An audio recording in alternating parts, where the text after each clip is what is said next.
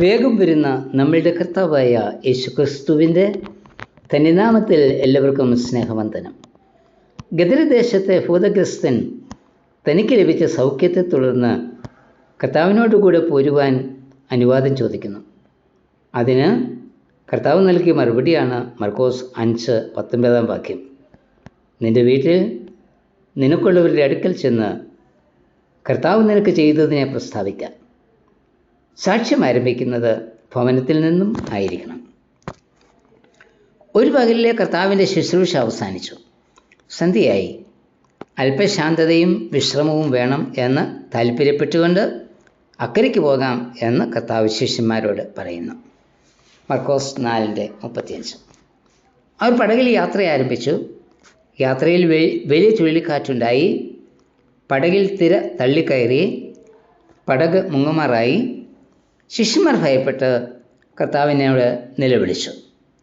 ഒരുപക്ഷേ രാത്രിയിലെ ഈ യാത്ര വേണ്ടായിരുന്നു എന്ന് പോലും അവർ ചിന്തിച്ചിരിക്കാം. കർത്താവ് പടകിൻ്റെ അമരത്ത് തലവെച്ച് ശാന്തമായി ഉറങ്ങിക്കിടക്കുമ്പോഴാണ് ശിഷ്യന്മാർ ഭയപ്പെട്ട് നിലവിളിക്കുന്നത്.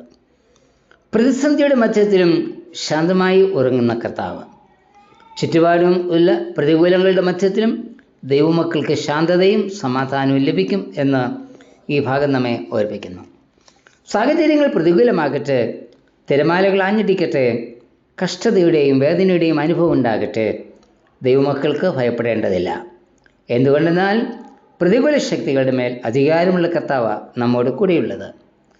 ആലകൾ പാടകിൽ ആടിച്ചെന്നാൽ അല്ലലോരൽപ്പവും ഇല്ലെനിക്ക്, ആഴിയും ഊഴിയും നിർമ്മിച്ച നാഥൻ അഭയമായരികിലുണ്ട്.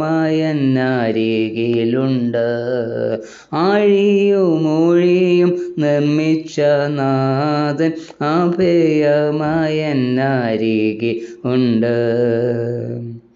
വിശ്വാസ ജീവിതത്തിൽ പ്രതികൂലങ്ങൾ ഉണ്ടാകുന്നതിന് വ്യക്തമായ ഉദ്ദേശമുണ്ട്. ഒരു പ്രതികൂല അനുഭവത്തെ അതിജീവിച്ച് അക്കരെ ചെന്ന് അവരുടെ മുമ്പിൽ അതിലും വലിയ ഒരു പ്രശ്നമാണ് കടന്നു വന്നത്.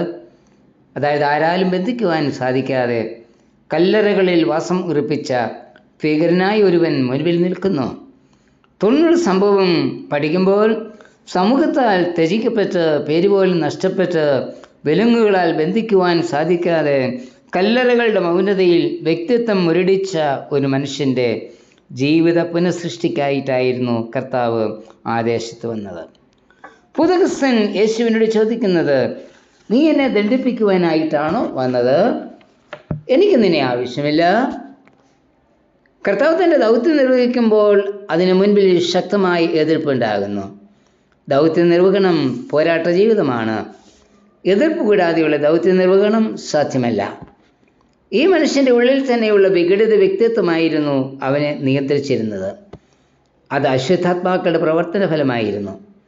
2000 പന്നികളിൽ കയറി അവയെ ഭയപ്പെടുത്തണമെങ്കിൽ ഈ മനുഷ്യനിൽ ഉണ്ടായിരുന്ന അശുദ്ധാത്മാക്കളുടെ കൂട്ടം എത്ര വലുതായിരിക്കാം. അവൻ പേര് പറയുന്നത് ലഗ്യോൻ എന്നാണ്. ഒരു ലഗ്യോൻ എന്നത് 6000 പേർ എന്ന.